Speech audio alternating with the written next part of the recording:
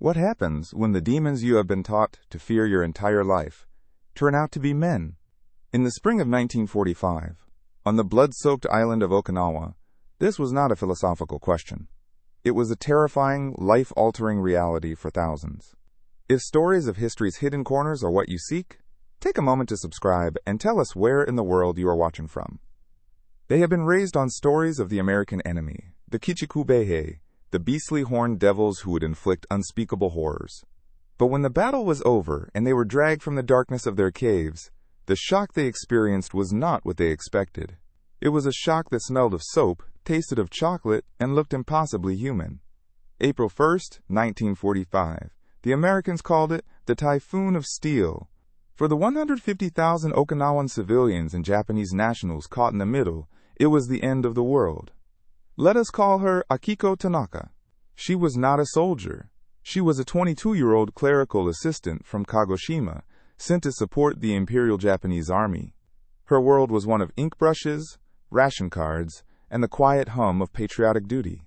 Her diary, recovered years later, paints a picture, not of a fanatic, but of a dutiful daughter of Japan. The noise never stops. It is not a sound, but a pressure in the bones. The ground shudders day and night. The officers tell us the Americans are beasts. That death is preferable to capture. We must be ready to join our ancestors with honor. For weeks, Akiko and a group of other women huddled in limestone caves. The air was a thick, foul cocktail. The smell was of fear, of unwashed bodies, of sickness, and of damp, cold earth. Hunger was a physical presence, a hollow ache that gnawed at their insides. The Japanese soldiers who shared their caves were not protectors. They were grim-faced enforcers of military code. They took the best food, the safest parts of the cave. They saw the civilians as a burden. A final, human shield. One evening, an officer handed Akiko and two other women a Type 99 grenade. He did not have to explain. It was not for the enemy. It was for them. The cruelty she was supposed to fear from the Americans was being shown to her by her own countrymen. Then, one morning, the shelling stopped. The silence was more terrifying than the noise. They heard voices, guttural, alien. A beam of a flashlight cut through the darkness, blinding them. The time had come. The demons were here. Akiko clutched the grenade, its ridged metal cool against her sweaty palm. Her mind screamed the official narrative. They will violate you. They will torture you. Die with your dignity intact. A figure filled the entrance of the cave. A silhouette. It was huge, taller than any Japanese man she had ever seen. The demon raised its rifle. Akiko closed her eyes, ready to pull the pin. But the shot never came. The words he spoke were not a curse. A Japanese-American interpreter translated from the mouth of the cave. "Come out. You will be given water. You will not be harmed." Doubt sprouted in the garden of her convictions. One by one they stumbled out, blinking in the harsh sunlight. That is when the first real shock hit them. The propaganda posters had shown snarling monsters with fangs. The reality was bewildering. They were giants, so tall, products of a lifetime of milk and meat, unimaginable luxuries in wartime Japan. Their faces were not twisted in hate. They looked tired, bored even. Some chewed gum with a casual indifference that was utterly unnerving. They were not demons. They were just boys. Big, healthy boys from a land of impossible plenty. Akiko and the others were marched to a processing area. Fear was still her companion, but now it was mixed with profound confusion. Then came the second shock, the delousing station and the showers. For weeks Akiko had lived in filth. The idea of being forcibly stripped by the enemy was the ultimate terror. But the female medics were firm, not cruel. They were given bars of soap. Real soap that smelled clean and sharp. The water was hot. As the streams of water washed away the mud and the filth, it felt like it was washing away something else. The thick crust of propaganda. The certainty of hate. It was the first moment of human dignity she had felt in months. A gift from the enemy. And then came the food. They were not given scraps. They were given sea rations. Cans of stew, crackers, and a small, hard block of something dark and sweet. Chocolate. Akiko watched a young Marine give his D-ration bar to a little Okinawan girl who had lost her parents. The girl took a bite.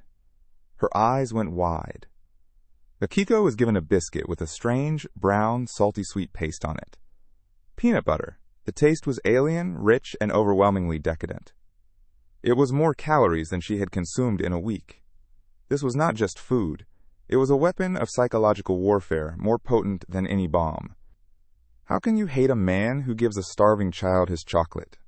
She was clean, she was fed, she was alive. But as they were led to clean cots for the night, a cold suspicion settled in her stomach. This was all wrong. The kindness felt more dangerous than cruelty. It was a lie.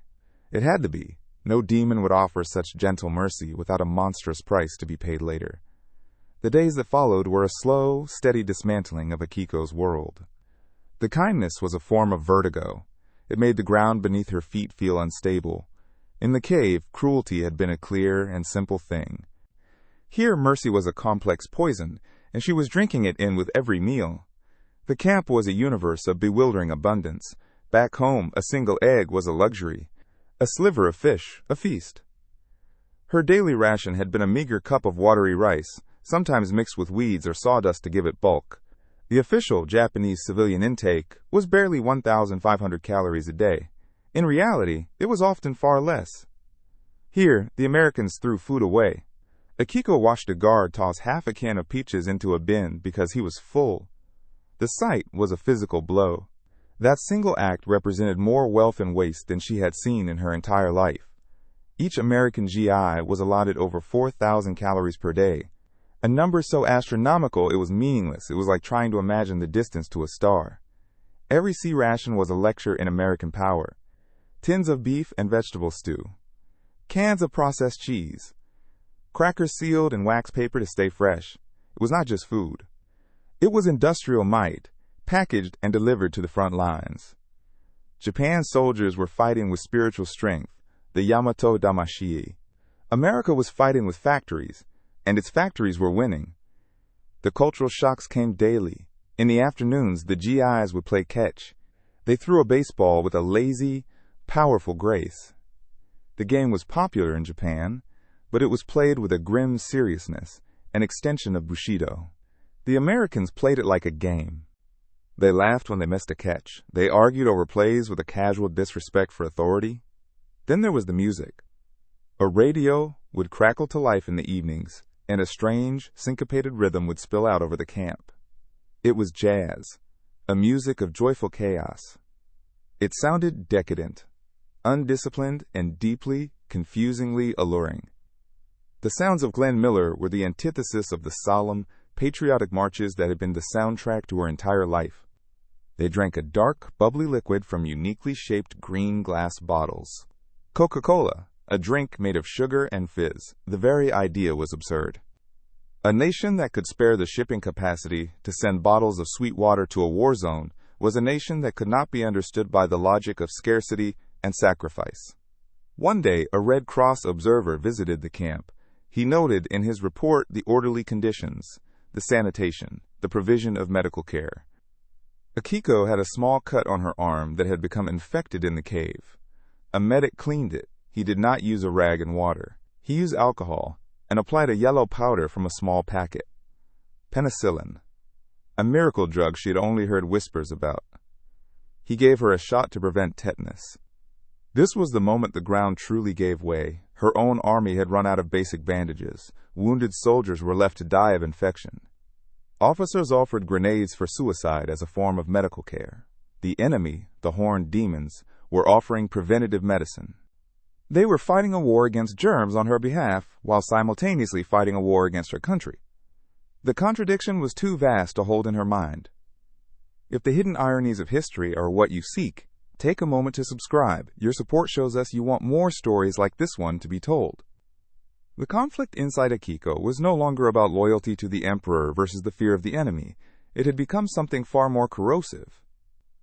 It was a battle between the reality she had been taught and the reality she was now living. The propaganda had not just been a lie, it had been an insult to her intelligence. She looked at the American guards. They were boys. They complained about the heat. They wrote letters home. They showed each other pictures of their sweethearts. They were impossibly tall, a result of a diet rich in protein and calcium. The average height of a Japanese soldier in 1945 was 5 feet 3 inches.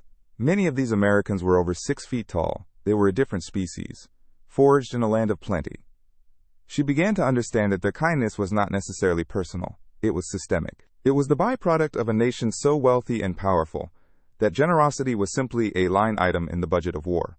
The United States in 1944 produced over 96,000 military aircraft. Japan produced 28,000. America produced 88,000 tanks. Japan produced less than 500. The war had been over long before the first shot was fired on Okinawa. It had been lost in the steel mills of Pittsburgh and the assembly lines of Detroit. This realization brought a new kind of despair. Her country had not sent its sons to fight a noble battle. It had sent them to be consumed by an indifferent machine. Her devotion, her sacrifice, the grenade she had held in her hand, it was all for nothing. A gesture against a hurricane. One evening she watched as the Japanese male prisoners of war were marched past their enclosure. They were gaunt, defeated men. Their uniforms were rags. Their eyes were hollow. The aura of divine authority they once held was gone. There were just hungry men, lining up for a ladle of American stew, served by the same demons they had sworn to destroy. She saw the officer who had given her the grenade. He did not meet her gaze. He was just another broken part in a broken machine. And in that moment, Akiko felt a strange and deeply shameful thought form in her mind. Here, behind the barbed wire of an enemy camp, she was clean. She was fed. No one screamed at her. No one handed her a weapon for her own destruction. For the first time in months, she was not afraid. Captivity had given her a dignity that her own countrymen, in the name of freedom and honor, had taken away. The kindness was not random. It was a strategy.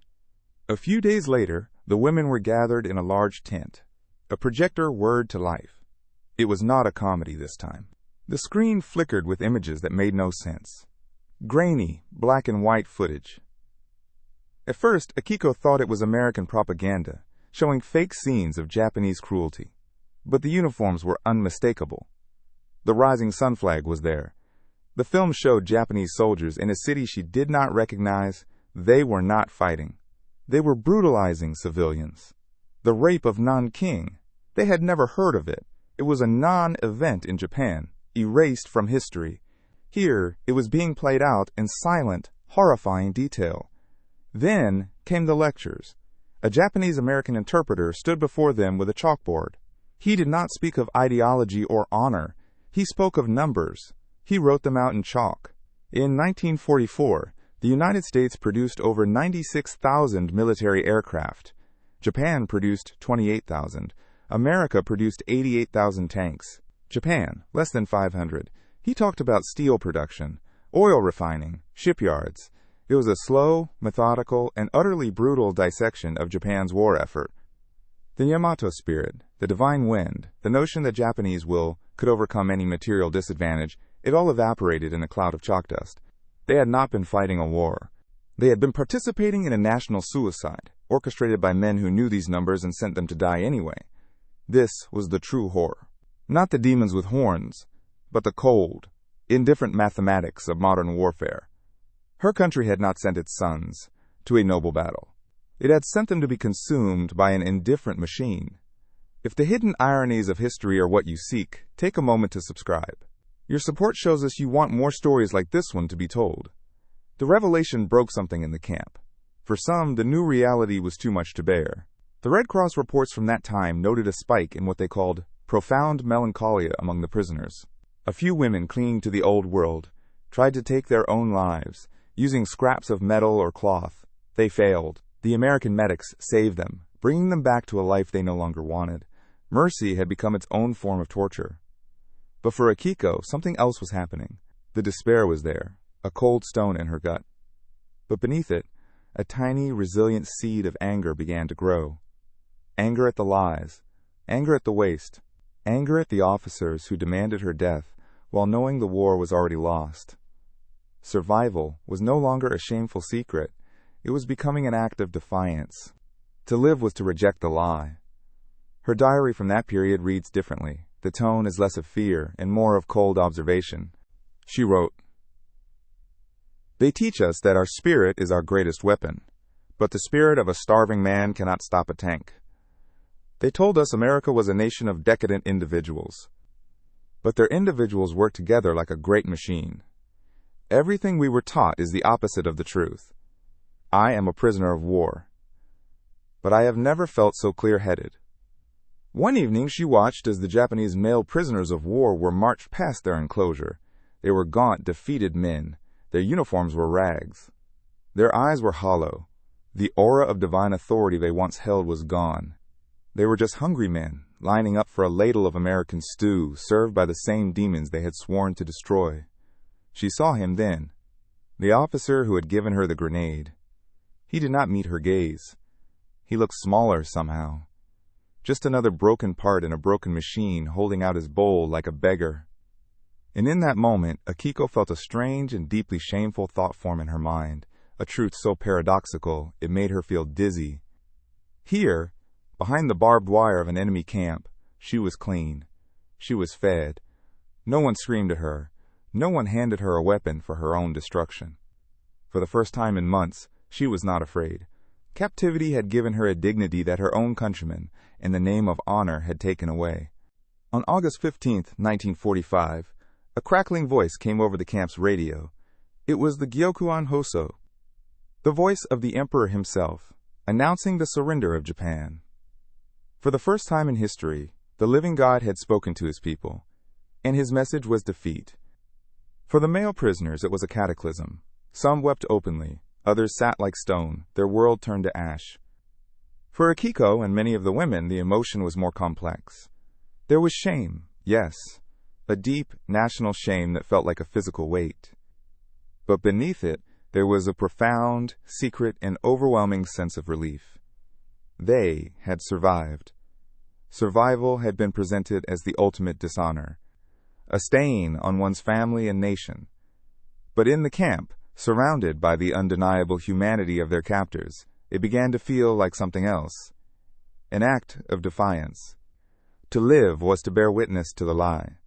To carry the truth of the chocolate and the penicillin was to reject the honorable suicide offered by the grenade. In the months that followed, they were repatriated. They returned to a homeland that was not just defeated, but utterly broken, a landscape of rubble and hunger. They returned to a society that did not want to hear their stories. The narrative of the war had to be simple: heroic sacrifice against a brutal enemy. The story of an enemy who was kind, who was organized, who was overwhelmingly powerful, and yet systematically humane to his captives, was a truth too complicated, too shameful to be told. And so they remained silent. Their experience became a private memory, a quiet, personal paradox, locked away from the national conversation of rebuilding. For Akiko Tanaka and thousands of women like her, the greatest shock of the war was not the typhoon of steel. The bombs and the shells were a terror they had been prepared for. The true shock was the quiet, relentless typhoon of mercy. The realization that the demons they were taught to fear were not only men, but men who, in their own strange systemic way, had shown them a dignity their own leaders had been willing to sacrifice on the altar of a lost cause. It is a truth that lies buried beneath the grand narratives of war, a truth about honor, survival, and the startling revelation that the most revolutionary weapon is not always a bomb. Sometimes it is a simple bar of soap. If this story of hidden history has moved you, please take a moment to like and subscribe.